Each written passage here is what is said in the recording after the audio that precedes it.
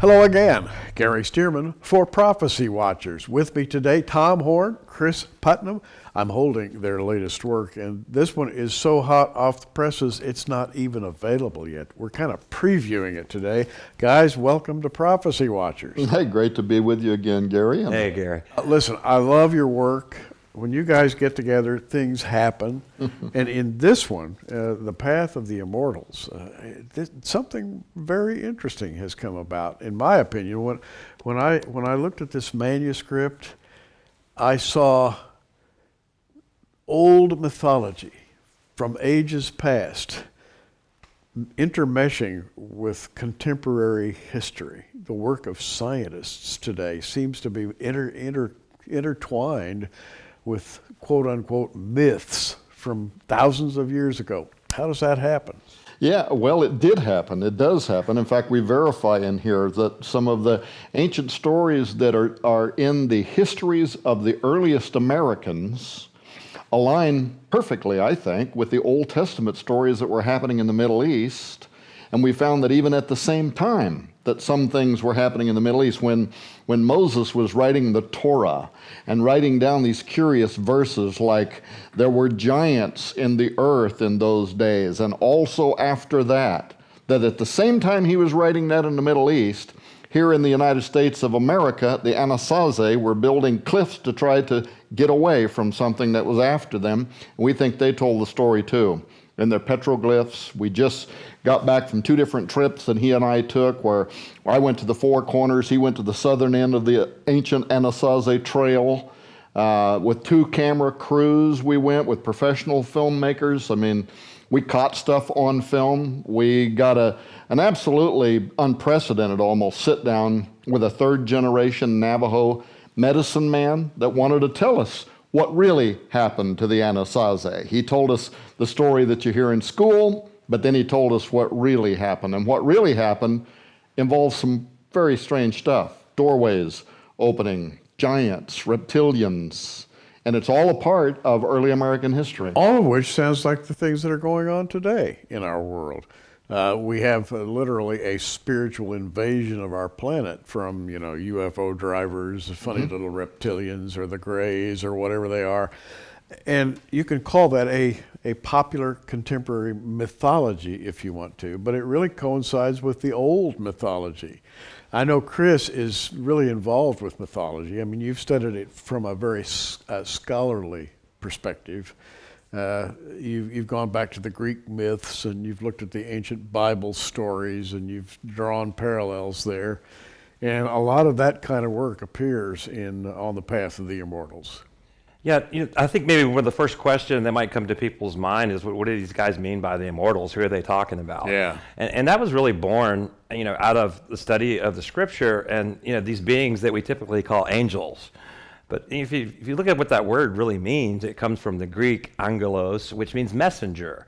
And I think that's an accurate term for like the beings that we see in the Gospels after the stone was rolled away and a shining man is standing there. Oh, he's not here.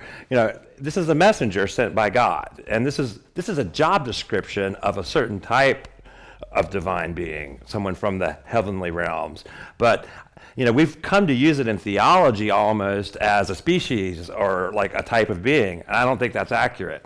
And I think if you look in the Psalms, it said that God created them. It says the malach, these are the messengers, and the sabah, the hosts, which is almost the military function, to exist forever and ever. So they're not under the curse of death that man fell under as sin. So in effect, they are immortals. Immortals, and more than that, they are creatures beyond our wildest descriptions, who have, in some cases, names like Michael and Gabriel. And Isaiah saw an angel who had a very strange appearance, and Ezekiel saw cherubs, and they were so strange that he could hardly describe them. And the Bible is all about that sort of thing, and this book is all about extra biblical references to that. And I think you've done a great job bringing the two together. Well, what we've shown is that there is a common historical account. Yeah. when you have people around the world, now they may approach this from their own worldview, their own understanding. They don't know if these are gods or devils or their ancient forefathers coming back out of the ground. You know, they might put it into their own point of view, but when they start describing beings that are the fiery flying seraphim, and they wouldn't have even had access to the Dead Sea Scrolls, where in the Dead Sea Scrolls it talks about the leader of the fallen watchers and calls him Makarisha and describes him as almost humanoid, but he's also winged, but he's got the facial features of a serpent. And he's very dark and he's very scary, right?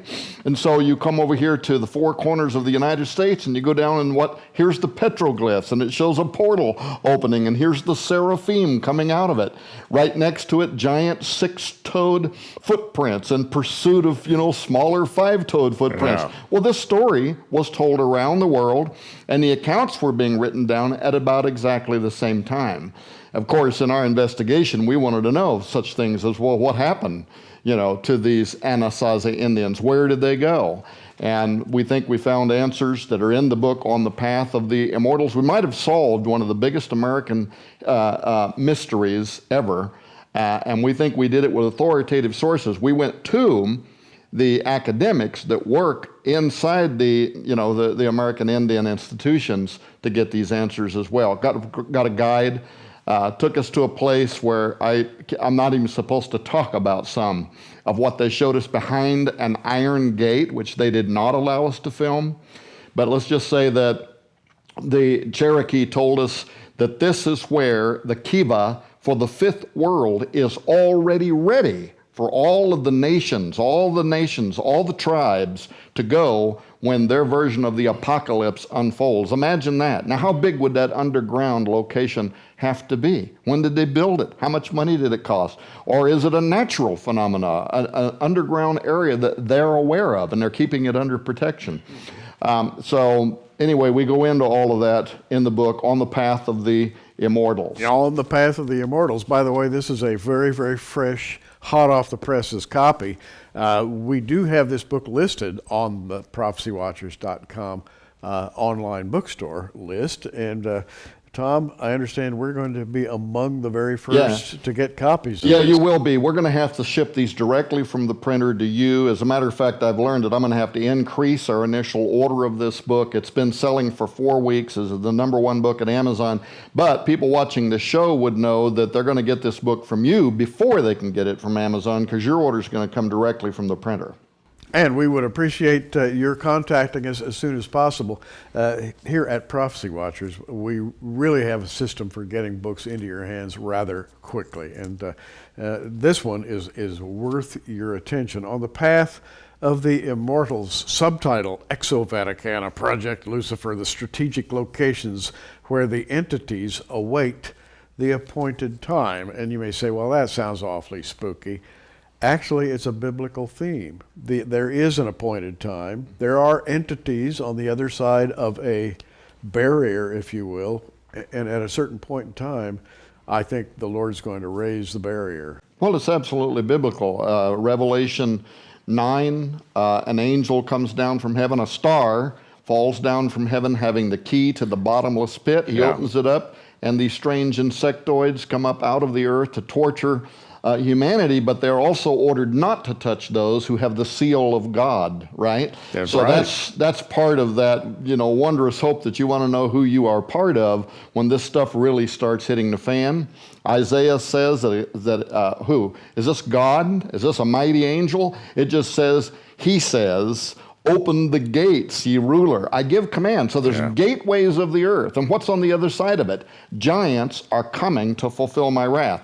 This is probably the most overlooked aspect of Bible prophecy. We're spending all this time talking about the Islamic State right now and what they're doing in the Middle East and Dabiq and how they want to draw everybody down into Dabiq for this end times war. They're looking for their Mahdi to come up out of the ground. They're looking for Jesus to come back and spear the Dajjal, right? The Islamic version of the Antichrist. Sure. They're working towards an end. But the Bible also talks about the very area where they're at right now, the Euphrates River. And it says that this is going to happen. The ground is going to open, but it's not going to be the Mahdi that comes up out of the ground. It's going to be these powerful angels that are going to wipe out 1/3 of humanity. And are we at that moment in time? Well, it is prophecy. So what we're talking about is prophecy. It's probably just the most overlooked aspect of it.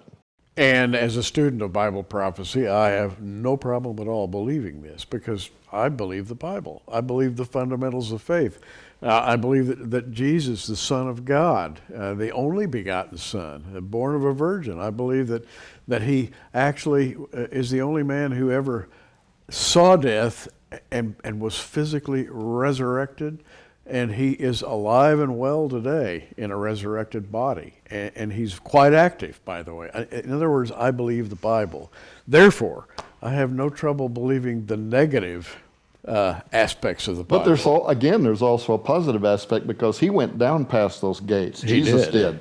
In the death, burial, and resurrection. And when he came out, by the way, he brought some of the keys to those gates with him. He did. He also said the gates of hell will not prevail against my church. And it's become a scientifically respectable idea to believe in things like parallel universes.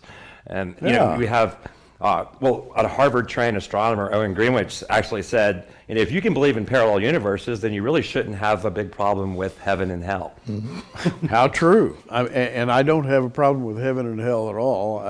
I long time ago, the Lord impressed me with the absolute veracity of the Word of God. And so I have no problem at all believing in the supernatural.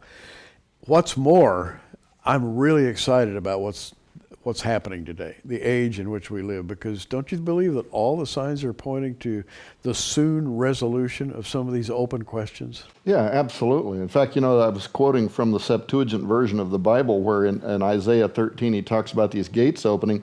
A few verses later he starts describing the blood moons. He says this is happening during a blood moon period of time. So yeah, everything that we would be looking for in the Scriptures seems to be percolating in the world today. And a lot of it sounds really scary, and it's true. The Bible does say judgment is coming, but the real message of the book of Revelation is the restoration of the earth to Eden, to Edenic conditions, to perfection. So it's really, at first glance, it's fearsome, it's scary, but really, you have to break some eggs to make an omelet, and that's really where we're at. But what we're looking at is a positive thing. It's going to be the restoration of the earth to the way it should be. Well said. Anything you'd like to close with? Well, just people can get the book On the Path of the Immortals from prophecywatchers.com. That's it. That's it. You just go to the online bookstore, and by the way, you'll love this book. I read the manuscript before it had even been proofed, thanks to Tom. He let me peek at it, and I wanted to make sure we were staying on track with our theology. Oh yes, it's theologically on with track. Chris on one side and you on the other, I wouldn't have a chance. It's always exciting to talk to you guys. Tom Horn, Cris Putnam, and their latest work, On the Path of the Immortals. Gary Stearman reminding you to keep watching. We are. Thanks for joining us on Prophecy Watchers. You can find us on the web at prophecywatchers.com, where you can sign up for our free email newsletter, or follow us at facebook.com/prophecywatchers. In the meantime, keep watching, everybody, and we'll see you soon.